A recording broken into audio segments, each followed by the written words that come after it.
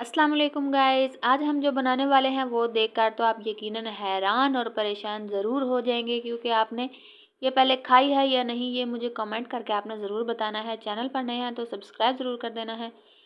कद्दू शरीफ जो है ये हमें हमारे मोहल्ले में से सौगात आई थी। गांव का रहने का एक फ़ायदा ये भी होता है कि लोग आपके घर में सौगात के तौर पर सब्जियां भेजते हैं, फ्रूट भेजते हैं।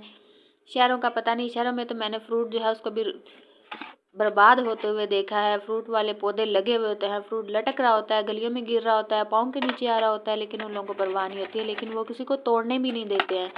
पिछले दिनों मैं इस्लामाबाद गई हुई थी तो वहाँ पर मैंने देखा बहुत सारे फ्रूट्स के पौधे थे और दरवाजे के आगे लगाए हुए होते थे और उन पर फ्रूट लगा हुआ होता था, लेकिन वो किसी को तोड़ने की परमिशन नहीं होती थी और वो ख़राब हो रहा था, ऐसे बर्बाद हो रहा था।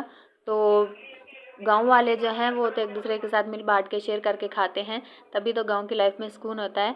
तो ये देखें जी, हमने इसको कद्दूकश कर लिया है। धोकर हमने इसको अच्छी तरह से छील कर कद्दूकश कर लेना है। कद्दू को पहली दफ़ा हमने कद्दूकश किया और जो पर पीस जो बच गए थे उनको हमने छोटे छोटे पीसेस में काट लेना है ताकि इसको गलाने में आसानी हो।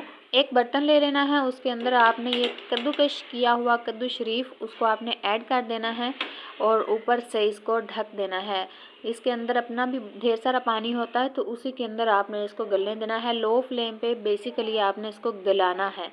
तो गलाने के बाद अगर आप ग्राइंड करना चाहें तो वो भी कर सकते हैं ताकि जल्दी से आपका प्रोसेस कंप्लीट हो। अगर आपके पास टाइम है तो आप उसको ऐसे ही पकने दें। दूसरी तरफ हमने जो साबूदाना है उसको 4 से 5 चम्मच साबूदाना जो है उसको लेके हमने उबलने के लिए रख दिया है। और कद्दू जो है वो जो साइज़ मैंने दिखाया है इसी साइज़ के 3 कद्दू जो है उनको मैंने कद्दूकश किया है, तो ये 1 बाउल के करीब खीर बनती है। तो अब इसमें मैंने चीनी ऐड कर दिया जो कि 5 से 6 चम्मच थी। अगर आप अपने टेस्ट के हिसाब से बढ़ा भी सकते हैं, कम या ज़्यादा कर सकते हैं।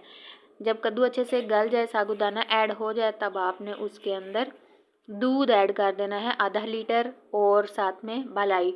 मलाई जो है वो क्रीमी क्रीमी सा टेक्सचर देगी। इसका टेस्ट बहुत ही मज़े का, बहुत ही यमी ये खीर बनती है। आप लोग ज़रूर ट्राई कीजिएगा, ज़रूर बनाइएगा। डेली अगर आप कद्दू का सालन बना कर खा गए हैं तो एक बार ये वाली रेसिपी ज़रूर ट्राई कीजिएगा। यकीनन आपको पसंद आएगी, आप लोगों को ज़रूर मज़े की लगेगी। हल्की आंच पर आपने इसको पकने देना है और लो टू मीडियम फ्लेम पे, तो बहुत ज़्यादा हाई फ्लेम पे नहीं पकाना। 2 अदद आपने हरी इलायची ले लेनी है। उसके जो काले काले दाने होते हैं उनको निकाल के आपने पीस कर पाउडर बना लेना है और उसको भी ऐड कर देना है। और मुसलसल आपने चम्मच चलाते रहना है ताकि नीचे ना लगे। साबूदाना डालने के बाद खास कर ये खतरा ज़रूर रहता है कि नीचे ना लग जाए, तो उसका आपने ख़ास ख्याल रखना है और इसको पकाते रहना है मुसलसल। कुछ ड्राई फ्रूट्स मैंने डाले हैं जिनमें काजू बादाम हैं, पिस्ता है, आप किशमिश भी डाल सकते हैं, खोपरा भी डाल सकते हैं, कद्दूकश करके काट के भी डाल सकते हैं, लेकिन मैंने थोड़े से डाले हैं।